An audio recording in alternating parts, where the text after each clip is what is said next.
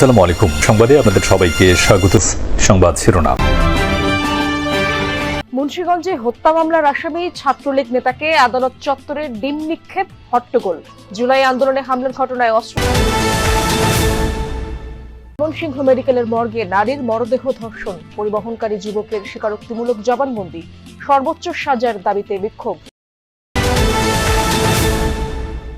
নাব্যতা সংকটে জামালপুরে নৌপথে চলাচলে ভোগান্তি, প্রকট হচ্ছে ভাঙন, নদী শাসনের পরামর্শ বিশেষজ্ঞদের। প্রতিষ্ঠার 5 যুগেও লাভের মুখ দেখেনি ঝিনাইদহের মোবারকগঞ্জ সুগার মিল। বিভিন্ন অনিয়মের অভিযোগ, প্রতি কেজি চিনিতে লোকসান। আসসালামু আলাইকুম। এতক্ষণ শুনছিলেন সংবাদ শিরোনাম, এখন শুনবেন বিস্তারিত। ছাত্র জনতার আন্দোলনে মুন্সিগঞ্জে হত্যা মামলার আসামি শহর ছাত্রলীগের সাধারণ সম্পাদককে আদালতে তোলার সময় তুলকালাম হয়েছে। আসামিকে লক্ষ্য করে ডিম ছড়ে বিক্ষুব্ধরা। পরিস্থিতি নিয়ন্ত্রণে অ্যাকশনে যায় আইনশৃঙ্খলা বাহিনী। পরে আদালতে তোলা হলে বিচারক আসামির 10 দিনের রিমান্ড মঞ্জুর করেন। আদালতে হামলার ঘটনায় অস্ত্র হাতে সাজ্জাদের একাধিক ভিডিও ভাইরাল হয়। জুলাই আন্দোলনে মুন্সিগঞ্জে হত্যা মামলার অন্যতম আসামি, নিষিদ্ধ ঘোষিত ছাত্রলীগ নেতা সাজ্জাদ হোসেনকে আদালতে তোলার খবরে ভিড় জমায় উৎসুক জনতা। দুপুরে প্রিজন ভ্যান থেকে তাকে নামানো হলে আদালত চত্বরে দেখা দেয় উত্তেজনা। আসামিকে লক্ষ্য করে ডিম ছুঁড়ে বিক্ষুব্ধরা। মুহূর্তেই বিশৃঙ্খল হয়ে পড়ে পরিস্থিতি। অ্যাকশনে যায় পুলিশ ও সেনা সদস্যরা। আদালত চত্বর থেকে সরিয়ে দেওয়া হয় বিশৃঙ্খলাকারীদের। পরে সাজ্জাদকে চিফ জুডিশিয়াল ম্যাজিস্ট্রেট আদালতে তোলা হলে বিচারক আশিকুর রহমান 10 দিনের রিমান্ড মঞ্জুর করেন। গ্রেপ্তার করার পরে 10 দিন রিমান্ড চেয়েছিল। আমরা 10 দিনের রিমান্ডের যৌক্তিকতা তুলে ধরেছি, অডিও, ভিডিও এবং স্টিল ছবি বিজ্ঞ আদালতে দাখিল করেছি। সেই অনুযায়ী বিজ্ঞ আদালত তাকে 10 দিনের রিমান্ড মঞ্জুর করেছে। ছাত্র জনতার আন্দোলনে শ্রমিক সজল মোল্লা হত্যার মামলায় বুধবার রাতে ঢাকার ডেমরা থেকে সাজ্জাদকে গ্রেফতার করে ডিবি টিম। পরে মুন্সিগঞ্জ জেলা পুলিশের কাছে হস্তান্তর করা হয়।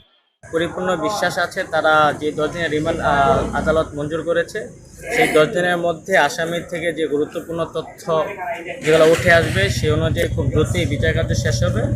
অভ্যুত্থানে মুন্সিগঞ্জে 3টি হত্যার ঘটনাতেই আসামি শহর ছাত্রলীগের সাধারণ সম্পাদক ও পৌরসভার সাবেক কাউন্সিলর সাজ্জাদ হোসেন। হামলার ঘটনায় অস্ত্র হাতে তার একাধিক ছবি ও ভিডিও ভাইরাল হয় সামাজিক মাধ্যমে। হুমায়ুন রশিদ, যমুনা নিউজ।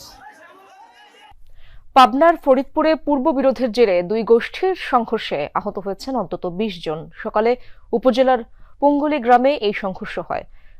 স্থানীয়রা জানায়, বাদশা ও হাজি গোষ্ঠীর মধ্যে দীর্ঘদিন ধরেই বিবাদ চলছে। গত কোরবানির ঈদের নামাজে ঈদগাহ সামনে বসা নিয়ে দ্বন্দ্ব হয় দুপক্ষের। পুরনো সেই দ্বন্দ্বের জেরে সকালে আবারও উত্তেজনা দেখা দেয়। এক পর্যায়ে দেশীয় অস্ত্র নিয়ে সংঘর্ষে জড়ায় দুপক্ষের লোকজন। খবর পেয়ে ঘটনাস্থলে গিয়ে পরিস্থিতি নিয়ন্ত্রণে আনে পুলিশ। আহতদের উপজেলা স্বাস্থ্য কমপ্লেক্সে ভর্তি করা হয়েছে। এলাকার পরিস্থিতি থমথমে এখনো। মোতায়েন রয়েছে পুলিশ।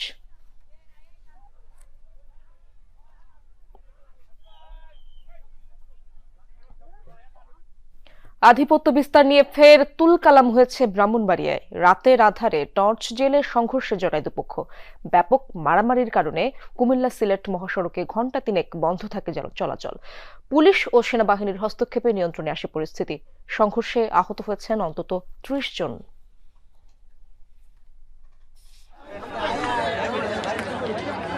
মহাসড়কে বন্ধ যান চলাচল, কারণ রাতের আধারে টর্চ জেলেই রাস্তায় সংঘর্ষে জড়িয়েছে দুই পক্ষ।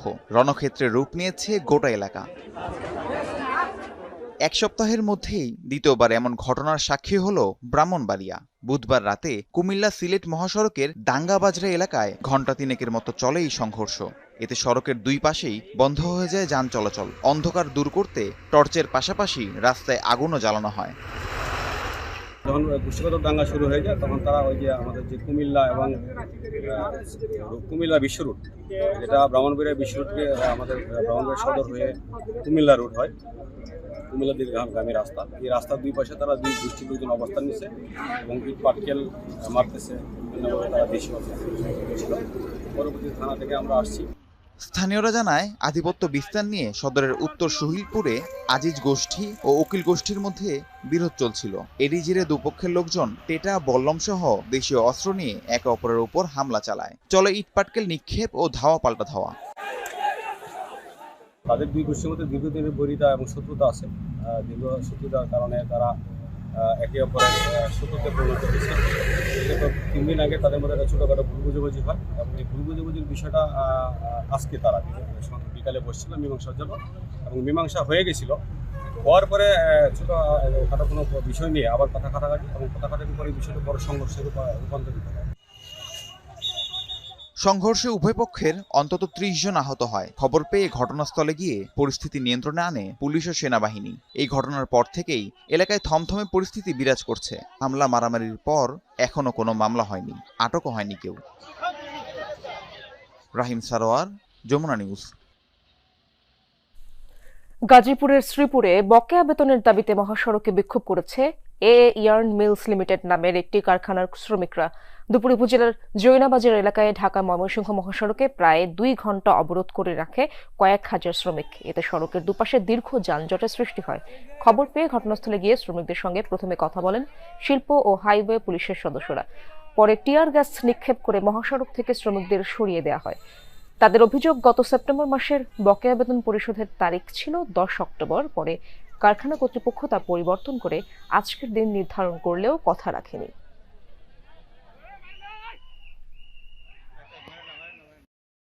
10 তারিখ আগে বেতন দিতে, আর যদি তারা ফ্যাক্টরি এভাবে চালা, তারপর চালানি দরকার নাই, বন্ধ করে দেখ। আমরা 2 মাসের বেতন পাই, আমরা 2 মাস ধরে বেতন পাই না, তারা কিছু কয় না, আমরা সাথে শুধু মিটিং করে। তারা বেতনের দাবিতে আন্দোলন করছে বলে আমরা জানতে পেরেছি। আমরা মালিক পক্ষের সাথে কথা বলেছি, তারা আলোচনার মাধ্যমে এটা সমাধানের চেষ্টা করছে।